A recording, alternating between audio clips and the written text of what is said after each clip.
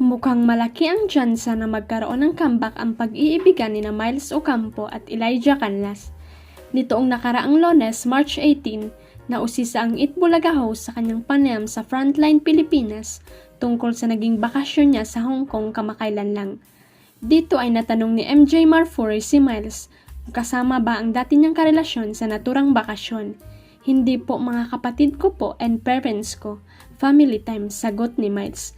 Ngunit tila wala siyang kawala sa kasunod na tanong ni MJ kung saan tinanong kung nagkabalikan na ba sila ng aktor. Let's see, we're working on it, nakangiting saad ni Miles.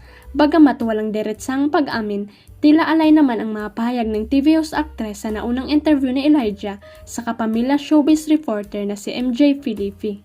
Yan si Elijah. Mga kapatid ko po yun, tsaka parents ko. Pero Ng family time. Yes. Kayo na ulit. Let's see, we're working on it. Noong March 12, nakausap ng ex-boyfriend ni Miles si MJ kung saan natanong siya nito kung kasama ba sa kanyang goal ngayong taon ang maganap ng bagong pag-ibig. Looking for love, what if love pa? There's always love within us, right? There's always love within us. And I have so much love to give you. Sabi ni Elijah. Hirit pa ng ex ni Miles, honestly, I have so much love to give. So much love inside of me and I'm willing to give it to anyone who's willing to accept. Noong November 2023 nang aminin ni Elijah sa interview sa kanya ng ABS-CBN News na iwalay na sila ng dalaga. Ngunit sa kabila ng kanilang paghihiwalay ay nananatiling magkaibigan at may komunikasyon sa isa't isa sina Miles at Elijah.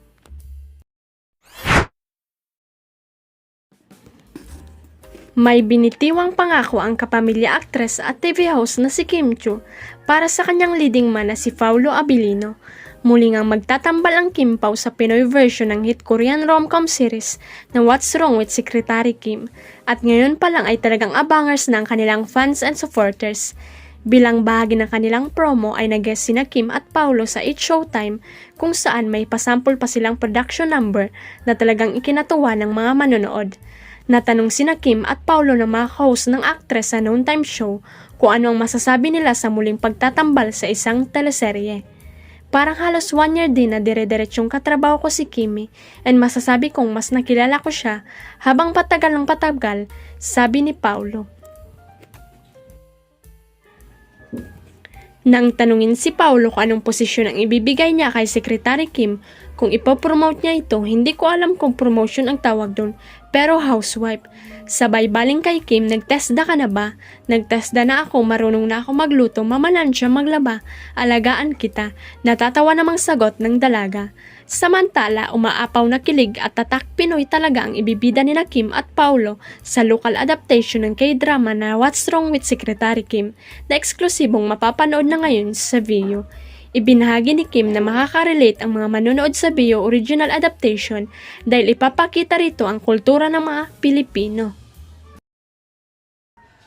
Huwag kalimutang i-click ang subscribe button at i-ring ang notification bell para sa latest at legit chika updates.